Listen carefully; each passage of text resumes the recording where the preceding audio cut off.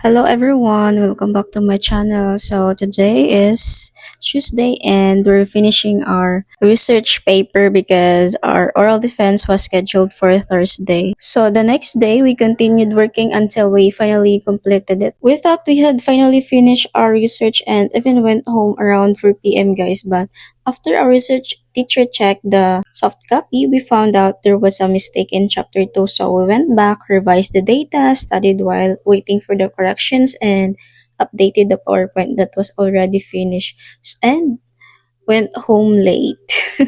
After all the revisions the night before, guys, we arrived at school early to prepare for our oral defense.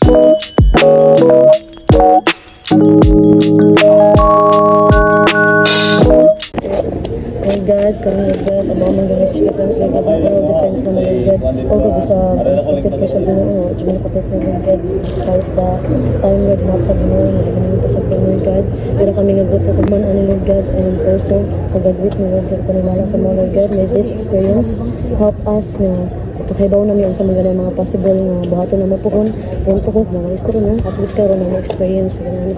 Kanibalak mo agad, kanibalak sa katong mga tao nga grupo na mo nga wala agad pa naabot ang safe na pag-amin diri ang successful na mong defense mo God at kami pasante ni God na ta Ginoo kaning mga kakapon mo nga mo ang di gani aning kuana aning subject ka and also ang among mga gipantuon ta magawas Ginoo and dili di kami ma-pressure sa part nito nga pag-explain your God na at smooth lang tanan and tandugo lang tanin mo kasi sa mga panelists especially kami magawas ang among mga halimaw nga mga kuan mga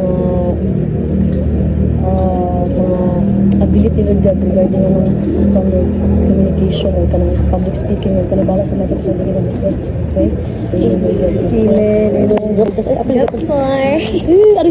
one, two, three. Research defended. So after the praying and motivating ourselves, now we were already walking into the building where our oral defense was going to be held, guys. Trying to stay calm and act like we weren't nervous.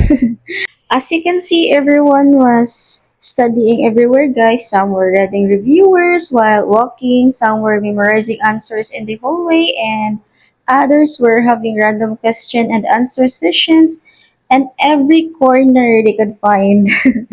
At that point, guys, every bench, staircase, and hallway had become a study spot. You could literally tell who had an oral defense just by looking at them. Looking at us, rather. You know what's the funny thing is? After weeks of preparing, revising, and practicing, guys, it suddenly felt like we had forgotten everything the moment we stepped into the building. But, I have to give credit to Jewel, even with all the pressure, stress, and panic around us. She still had time to make herself look good. The rest of us were busy reviewing chapter 1, chapter 2, chapter 3, and possible panel questions, and Jewel was out there proving that face card is a must. Like, seriously, while we were fighting for our lives trying to remember our data and findings, Jewel was making sure that her foundation is properly blended. At that point, guys, I wasn't sure if she was preparing for an oral defense or a photo shoot. Honestly, the confidence she had deserved its own defense.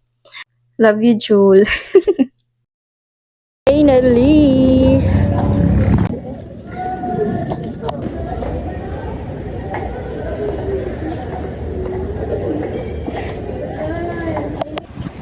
Research defended! No, masali timer eh. Maig timer. Ay, video man eh. Sige, 1, 2, 3. Sige.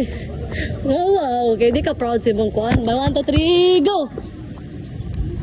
Wala, imbas. After all of that stress, panic, revisions, and overthinking, guys, we finally survived our oral defense. And of course, we had to celebrate. So after the defense, we treated ourselves to Jollibee.